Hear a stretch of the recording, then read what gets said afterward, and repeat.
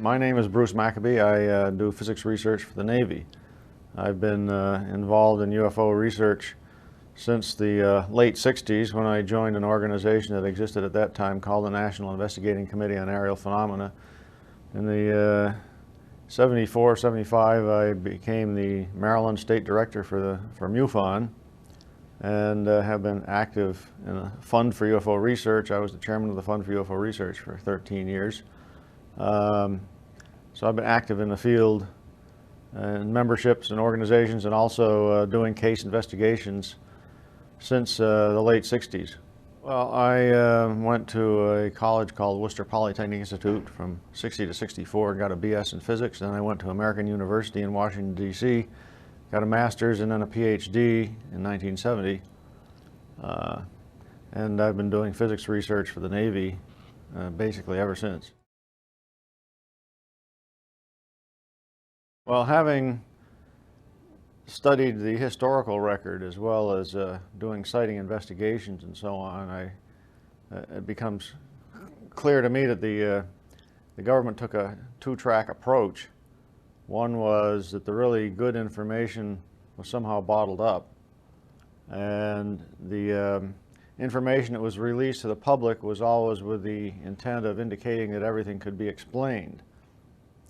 And if you look through the Project Blue Book files, for example, you can find a number of sightings where the explanations don't make any sense in the context of the sighting. I don't think it's because the people who were doing the Project Blue Book investigations were stupid, but rather they had an agenda, which was to play this whole thing down as much as possible. So where the rubber meets the road in ufology is the answer to this question. Are there any sightings that can't be explained by conventional phenomena? If there were no such sightings, I wouldn't be here. And I'm sure most of the other people wouldn't be here either. It's when you find that there are some sightings which can't be explained by ordinary phenomena, except by assuming, for example, witnesses or test instruments or devices suddenly went crazy during the period of the sighting and then reverted to normalcy afterwards. We have stories of people whose cars were stopped by objects flying over, and then afterwards everything worked fine. If you could imagine that the witnesses themselves went crazy during that period of time and completely confabulated whatever their story is, and then reverted to normalcy, then maybe you can then explain things like some amazing sightings, although it gets tougher when you have multiple witnesses, because then you have to assume that all the witnesses went crazy at the same time and saw the same thing while they were crazy. Came up with the same story. Well, the bottom line is I don't believe the claim of the Air Force that all sightings can be explained. And I would point to some numbers. They're on my some of them are on my website, which can't be explained. And in some cases, you can actually point to where the Air Force explanation completely contradicts what's inside the sighting report itself. And so the question then is, given that if you accept, as I do, that there was some sort of a cover-up going on, why was that? Why not just let it all hang out? And I think we're trapped in history that when the first evidence of ET visitation and hardware and so on came along, the U.S. government took the attitude that we couldn't release this to the general public because it had extreme implications for defense. That whoever has flying saucers wins, in a sense. And we don't want our enemies to know that we've got one, because then they might try to get one.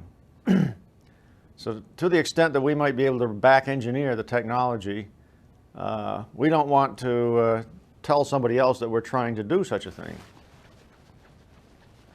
So the government set up Project Blue Book, the Air Force did, in order to investigate this subject on you might say, a low level looking at sighting reports and so on, but anything that involved absolute proof, like hardware and bodies, was siphoned off completely into another track.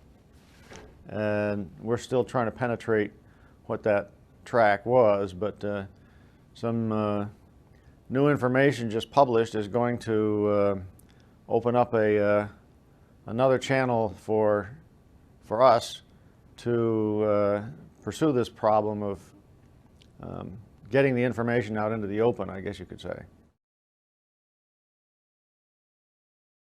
McMinnville, that was not a UFO crash. The McMinnville sighting had to do with 2 photographs taken by a farmer in 1950, which I was involved with because I took on that case because it was the only photographic case in the Condon report in which the photographic analyst said that all things investigated seemed to point towards the idea that an extraordinary flying object had passed within the sight of 2 witnesses, and they had taken a picture of it. This was sort of the only sighting endorsed by the photographic analyst of the University of Colorado study called the Condon Report. And I thought, well, that was interesting. Let's see if he was right. And I managed to get a hold of the original negatives. And that's a long story in itself. And then spent several years analyzing them.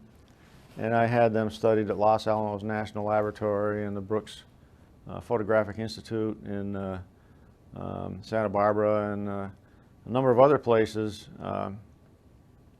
Nobody could find any crucial proof that these things were hoaxes. But more than that, I spent time talking to the farmer's wife, Mrs. Trent. This is the Paul and Evelyn Trent sighting. They died in 1995, 96, and stuck to their story right to the end. You know, it's a simple story. This lady saw this object flying along through the sky while she was out in their backyard, called to her husband to come and look at it, and bring the camera. And he runs outside and takes 2 pictures, which were, and then they had them developed, but they didn't tell anybody. And a boyfriend of one of their female relatives, it wasn't their daughter, but somebody else, happened to see these pictures and decided they were pretty good and wanted to take them to the local banker to find out if anybody knew what it was that they had photographed. The local banker put them up and put these 2 pictures in the window of the bank. This was in 1950, so flying saucer stories were around at that time. And the photographic editor of the local newspaper walked by the bank window, saw these pictures in the bank window, went in and talked to the banker, you know, where'd these come from? And he was told, you know, Farmer Paul Trent, very staid citizen, you know, nothing suspicious about him. These photos are probably real. So the photographic editor went to the farmhouse where the Trents lived, interviewed them, found that the negatives had somehow slipped down behind the sofa. The kids were playing with the negatives. Retrieved the negatives, went back to the newspaper. I spoke to this man directly. The photographic editor I talked to in 77 or 78, and he told me that he blew up these negatives every which way, trying to figure out how they could have hoaxed this. And having talked to the Trents, he decided it was impossible because they weren't smart enough to be able to think of something like this, right? So he published them in the newspaper. And that's when it began for the Trent case, and they're probably some of the most widely published photos ever in the history of the subject because they're so old, but also they're perfectly clear. It's either the real thing or a hoax. There's no halfway point.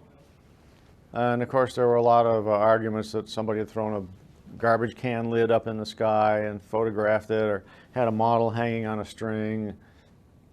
A lot of these arguments about the model making could be tackled to some extent from the physics of the photographs itself. In the Condon study, the photo analyst went to the Trent farm, which had changed somewhat since the time of the photos. He didn't do his investigation until 67 or 68, some 17 or 18 years after the photos were taken. But he went to the Trent farm, found the place where the camera had been where the photographer had been standing, you know, took comparison shots. And anyway, he did a specific type of photometric analysis, the study of the relative brightnesses of things, and he concluded that the object was maybe a kilometer away. And if it were, then it was 30 feet in diameter and out far beyond any hoax. So that's why he said in the Condon study report that he talked to the trench, and he says, yeah, well, it can't prove that it's not a hoax, but it certainly didn't seem to be consistent with everything else that was known about them. So that was published in 1968. And when I read through the Condon report, a year or so later, I read through everything and saw that case and decided it would be interesting to try to duplicate it. But I didn't actually do anything on it until about 1974, I guess, when I began making efforts to get the negatives themselves. By this time, the noted skeptic Philip Klass had argued that the Trents had faked the whole thing. The stories that were published in the newspapers weren't totally consistent from one witness to the other.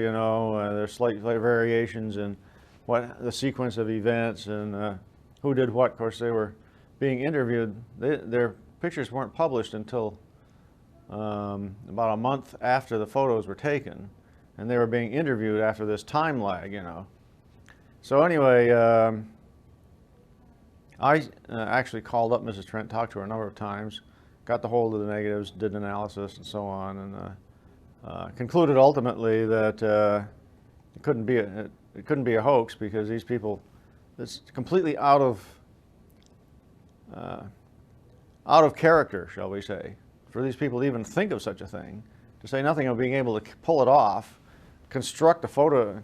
It's real easy to hang a model from a string or something like that, but to even think of something like that, and then maintain this story through the barrage of criticism that they received over the years.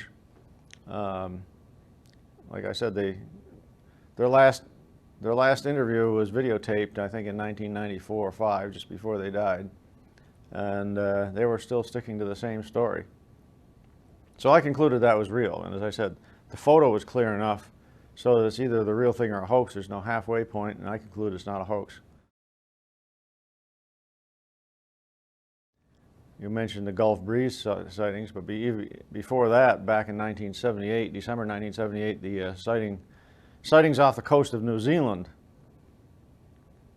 I was still working on the Trent case when this New Zealand thing came along, and the New Zealand case absorbed the next few years of my life.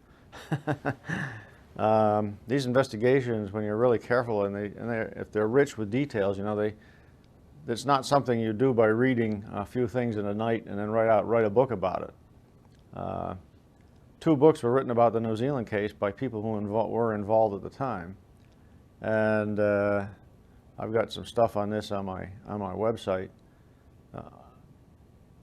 I was able to get into a scientific journal, a technical journal called Applied Optics, a refereed journal. A short article about a calculation that I did of this object detected in New Zealand. The sighting occurred in the early morning of December 31st, 1978. And within 24 hours, it was international news. Even Walter Cronkite on CBS used up the last 5 minutes of his good morning or his evening news show. I think on the 1st of January, or either the 1st or 2nd, I can't be sure what it was, but he was announcing it for the first time into the United States. That is the first official announcement by the press that these things had happened. It involved people flying on a four-engine jet, a four-engine propeller plane, a freighter, carrying newspapers in the middle of the night from Wellington, New Zealand, down to Christchurch. And then the plane flew back to its home base from Christchurch to Blenheim. Christchurch and Blenheim are both in the South Island of New Zealand. Wellington is at the southern tip of the North Island of New Zealand. And so this plane was off the coast, 20 miles off the coast of New Zealand most of the time during the sightings. And it just so happened that because of previous events, there was a news crew on board this aircraft, and complete with a 16mm professional color movie camera and somebody doing a tape recording. So what really makes the New Zealand sighting outstanding, even till today, more than 25 years afterwards, is that you have a tape recording made at the Wellington Air Traffic Control Center, which you can hear the pilots and you can hear the Air Traffic Control Center talking about the radar targets they got. And the tape recording on the airplane, that tells you what the reporter was seeing at the time. And the color movie gives you some visuals to see what they were talking about. And you got a total of 8 witnesses that were involved in this thing. So you have a lot of evidence, and I managed to create a complete history of the subject of this particular case, and concluded that they saw apparently several lighted objects doing something out there that should not have been there. And this was publicly announced in March of 1979 at a press conference in New York City. It merited a small column in the New York Times, and I was on Good Morning America to discuss it. But the arguments over the technicalities and so on continued for years afterwards. But it was because I was able to take a frame of this film and calculate brightness of the object.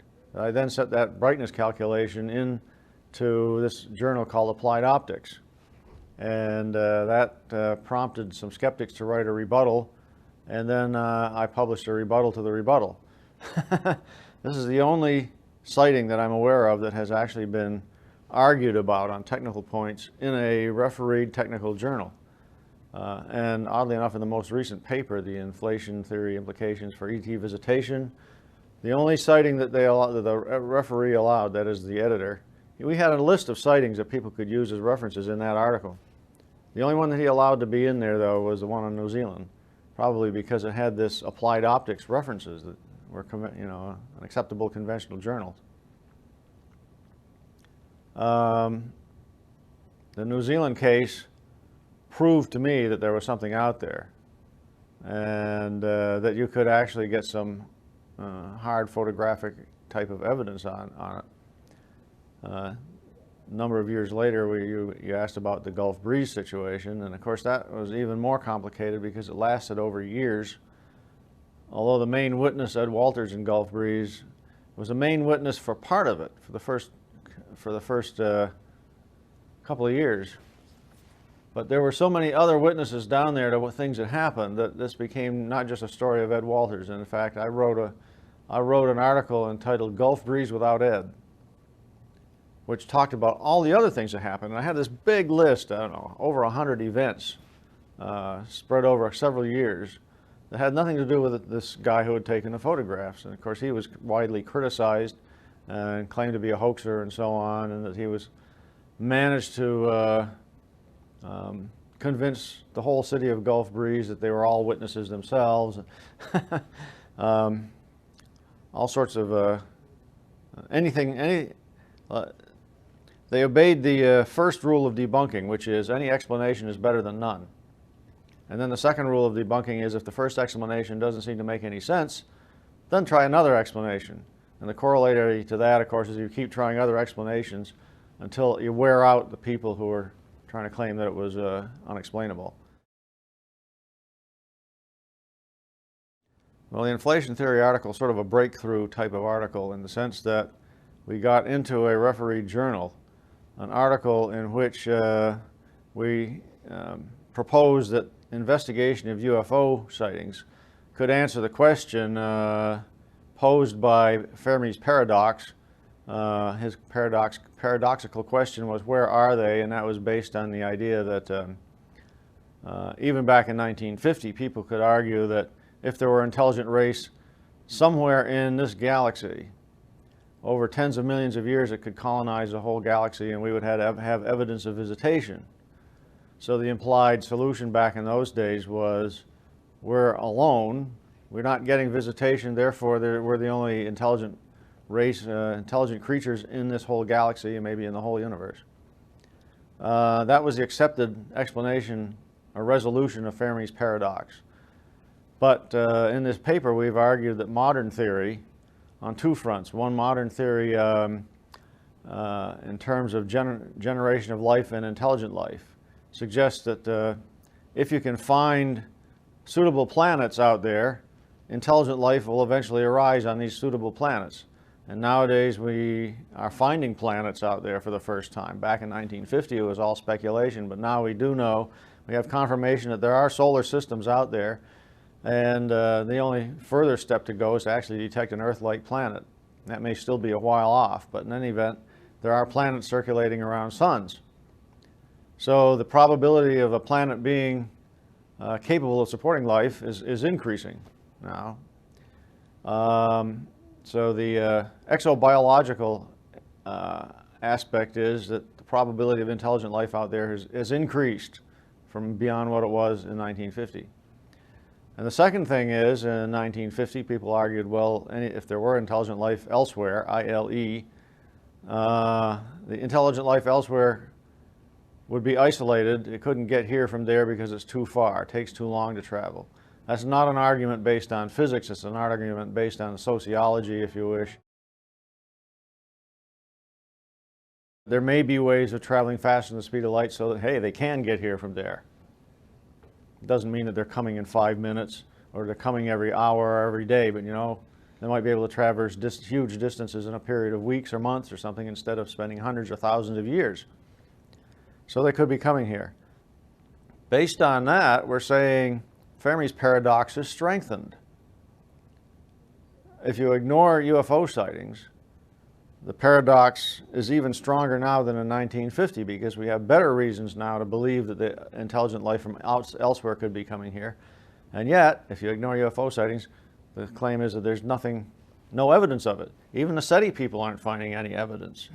And they're just sitting there listening to radio signals. That doesn't even require that the ETs come from long distances. So the question then is, where are they? And that's an even stronger question than it was then. And our answer is, well, look at the UFO sightings. Maybe they provide the answer that they are here, and we've been ignoring it.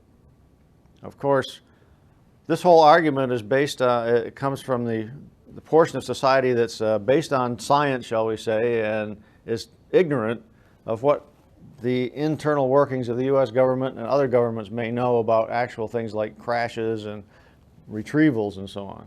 So if you totally ignore the UFO phenomenon, then you're stuck with the paradox. If you start bringing in the UFO phenomenon just as the sightings that people have, it makes some sense scientifically to say, well, if there were just one actual spacecraft represented in these millions of UFO sightings, then that would resolve the paradox, that we're not alone in the universe. So this paper tackles this theoretical aspect of the strengthening of Fermi's paradox, according to modern theories. And then it says, well, let's look at what happened with the UFO sightings and the U.S. Air Force and the Condon study. And we find out that, well, they were not completely on the up and up. They were not exactly scientific things after all. The Condon study left one-third of the sightings that they investigated, about 100 of them, they left one-third unidentified.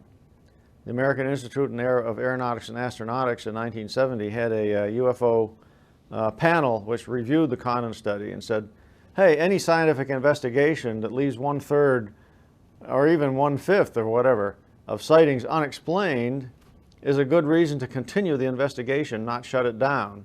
Well, of course, the U.S. Air Force used the Condon study as a justification to shut the whole thing down, right? And when that happened, the general public and I guess the scientific community considered, well, it's all finished. You know, there were never were any UFO sightings that amounted to anything, and they're never going to happen again. Well, that was sort of the feeling in 1970, 71, and 72, and then in the summer of 1973, the UFO struck back with a major flap in the United States. Police sightings in Georgia and southeastern areas in the United States, and then numerous other states came in, and ever since then we've had sightings all over the world and so on. So what the paper basically says is the U.S. government, you can't rely on what the U.S. government claims. You can't rely on them to be correct when they say that there's nothing to UFO sightings. And then we point out in the paper that other governments have set up UFO investigating groups that exist even today. Whereas the United States government has no official group investigating sightings. You do have one in France, in Brazil, and Chile. Spanish government released a bunch of documents. I don't know if they have an investigating group. The British government has released a number of documents in recent years, the last couple of years, indicating that they had a research group back in the 50s that was sort of trying to pan the whole subject. But I don't think they have an official UFO government group now. China has a major organization that they claim 300 and some thousand members, and it's supported by the government. Of course, there are civilian investigating groups all over the place. But as far as this paper is concerned, what we demonstrated was that the claim of the U.S. government that there was nothing there isn't right. And there's a lot of information that has happened. Most people think that the Condon study, which was completed in 1968, was the be-all and end-all of everything. That's what, if you write to the U.S. government and ask for a reference that talks about UFOs and what they could be, they will refer you to the Condon study. A lot of information has come out since the Condon study that was not available, including information from U.S. government intelligence agencies. Stuff that the Condon people were not aware of, the few people were aware of. The FBI in 1977 released 1,600 pages of stuff that they had collected. The CIA released 980 pages in 1978. Other government agencies over the years. And then the Air Force Intelligence released documents in 1985, and people are still looking through intelligence documents that go back into the 40s and 50s. So we're saying that you can't use the previous studies like the Condon study to prove that UFOs have nothing to do with extraterrestrials, because their studies were flawed. So you should spend some time looking at the good cases and find out, is there something here that can't be explained? Well, I have, believe it or not, tried to keep a low profile at work. And the only thing that I've been told by the people that I work for is leave us out of it. You do anything you want at your own time. I have a website, and if you go there on the front page, it lists a whole bunch of case investigations that I've done, including New Zealand that I mentioned, and the McMinnville sightings. I also have published 2 books, one called the UFO FBI Connection, which covers everything everything that was going on but you didn't know about during the first 5 years of, mostly the first 5 years of the history of the subject, from 47 until the early 50s. That's when the FBI was collecting most of the information from the Air Force. The FBI was like a black hole. The Air Force would provide it with information and it would get stored. There are documents in the FBI file that talk about the Air Force in 1952, top Air Force officials seriously considering the interplanetary explanation. But you won't find that anywhere in the Air Force files. You only find it in the FBI, because this was specific. These were statements to an FBI agency, and then the agent goes back home and writes down everything he was told, and that gets stored in the FBI file. Headquarters FBI was directed by Congress never to throw away anything. So when I wrote in 1976 under the Freedom of Information Act for documents, if they had any documents, I didn't think they did. There wasn't any historical references indicating the FBI had ever been involved in the UFO subject. And lo and behold, I got a phone call from an FBI guy who was handling the FOIA request, and he says, "Why, there's 1,600 pages of stuff here,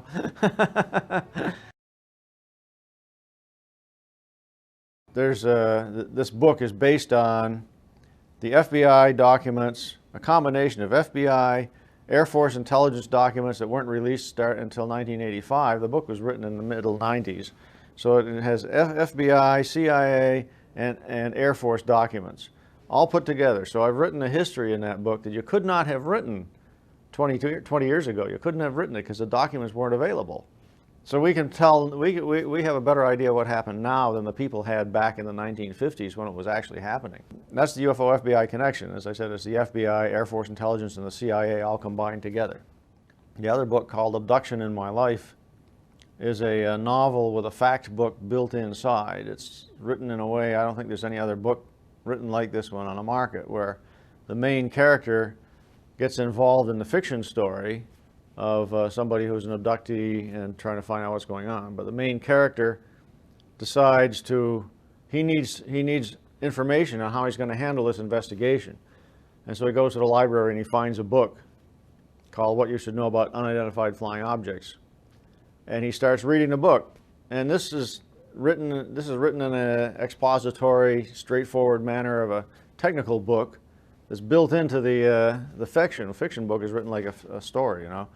But you read this technical book right along with, complete with references. If you were to cut out the sections, cut the pages of this book, I mean the real book, you cut the pages out where it's got this inside fact book and paste them all together, and you've got a standalone library reference on the history of the UFO subject, how it began, the Air Force involvement, FBI files, CIA files, Air Force intelligence. It's all in there, and a whole bunch of different sightings, including New Zealand, for example, as examples of what happened. So when you finish reading this whole novel, you have an idea of how the abduction problem is being handled, what abductions are all about. But more than that, you've got a good grounding, as it were, in the factual part of this whole subject. So it's not a huge book, you know, it's not too hard to read. It's gotten good reviews from lots of people. Unfortunately, you can't categorize it as fiction, and you can't categorize it as fact. So I had a tough time finding a publisher because nobody wanted to take it on, you know, with this sort of a nebulous classification, which I call faction, F-A-C-T-I-O-N. It's a new form of literature. And as I said, after you get finished, you've had a good read. At the same time, you know something you didn't know before. And unlike novels, which often build real facts into the story, with a typical novel, unless you're an expert in the field that this novel is written about, you don't know what's factual and what isn't. So you have to assume that everything you read is fiction made up by the author. Well, in this situation, you don't have to there's no question about it. As I said, it's specifically called out. This part you're reading is factual, and here is the documentation. There's something like 50 or 60 references at the end of the book, which are the references in this fact book. Well, back in the late 70s, when the Freedom of Information Act was being used for the first time in the UFO area, I wrote to the U.S. Navy Freedom of Information Act office for any information they had, and I actually had a particular sighting that was found in the FBI file. The FBI file had been released by this time, and there was a very interesting Navy sighting in there, a sighting from Alaska that involved a typical patrol aircraft, a jet aircraft flying around Alaska that was, in the middle of the night, there was some reddish light, you know, that was traveling around, and this jet tried to catch up with it. And according to the FBI collection of papers on that, this was a sighting by a Navy pilot, and some Navy group in Washington, D.C. had analyzed it. I didn't get anything on what I was looking for. Instead, I got documents that talked about photographic analysis by the Navy Photographic Interpretation Center, photographic analysis of a UFO movie that took place in Tremonton, Utah, which happened to be taken by a Navy photographer, and another film that came in 1950 in Great Falls, Montana. Those are two famous UFO movie films. And the Navy had spent a lot of time analyzing these two films back in 1952, and so I got some documentation on that. Like I said, he said he didn't find anything else on the subject that he could locate. So I suspect the Navy is deeply plugged in at a deep level. Yes, my own feeling is that the United States government, at least, is not going to say anything until it's absolutely proven, and then the government will say, oh yes, we knew it all along. Well, if we had a sighting could prove it, if something landed on the White House lawn, or during the Super Bowl, this big craft hovers over the stadium, or Doesn't have to be in the United States, someplace in the rest of the world where a sighting lasts long enough so there's a big congregation of news media and officials and so on, and everybody's saying that it's there, and it essentially gets impossible to deny that something actually happened. In Mexico, they've had a large number of sightings, and I think you find that in Mexico, there are a lot of people who think this is real. That hasn't made it into the United States yet, because the United States press doesn't really cover this subject, even in the United States, and totally ignores it with respect to outside the United States. I can't remember when there have been some numbers, a handful of sightings from other countries. But I should mention that, for example, in the Mexico case of last year, 5th of March, 2004, because it was released by the Mexican Department of Defense, that did get press coverage everywhere, and a lot of coverage in the United States. Had the Defense Department said something more about their own investigation, you see, they handed it to this guy, to Jaime Maussan, right? And he was known to be a UFO investigator, or interested in the UFO subject. And the Defense Department simply said, we don't know what this is, you look at it. And so it was portrayed as being, well, UFOs because they gave it to Jaime Maussan. Had the Mexican Department of Defense said, well, we analyzed this and we proved that it couldn't be explained, then there would have been even wider interest and probably a big reaction on the part of the U.S. government. Might have gone down and attacked Mexico or something, I don't know. Well, the U.S. press can probably get away with ignoring almost anything that happens in another country because there won't be that much direct connection. Of course, the internet makes it tougher nowadays, I suppose. But the Mexican press hasn't disenfranchised all those people. They report these things down in Mexico. But it just doesn't make it into the United States. And I think that's partially because of the history of the subject. The U.S. government has poo-pooed it for years. The U.S. press has essentially gone along with it, making ridiculing witnesses whenever possible. And for the press to reverse its position would look bad for them. I mean, if the New York Times were suddenly to publish an article saying, well, we've been wrong all these years, UFOs are real and here's the proof, it'd be a tremendous mea culpa on the part of the press, my mistake. Oh well, what do we do from now? But I think it's largely the press feels that it would get into trouble with the United States government. It feels that it would be criticized. It itself would be ridiculed for taking the subject seriously. Anyone who studies this realizes that in the United States, 99% of the press reportage on UFOs is presented as entertainment. You don't find UFO stories on the front page. You find it in the entertainment section. Now, the Mexican government release last year was a little bit different. That did get onto some front pages, but that was because it was an official release by the government itself. Had it just been citizens who happened to have a forward-looking infrared system that was picking up these lights or whatever, probably never would have heard of it. Well, I don't think we can force the mainstream to look at it. You mean the mainstream press or the mainstream scientific community? Well, we're chipping away at it all the time. More and more people are coming over to our side, but we're still chipping away at a big stone. We haven't cracked the whole rock yet. Continual chipping away, though, is known to wear things down, And I've often felt that as soon as the 50% or more of the population becomes witnesses, then all of a sudden someone will stand up and say, look, they're real. It's sort of the emperor has no clothes effect. Everybody will say, oh yeah, we knew that all along. We just didn't believe our own eyes. But we also have to break through what I call a self-cover-up. Everybody is probably guilty of not accepting this to some extent, because who wants to know it's real?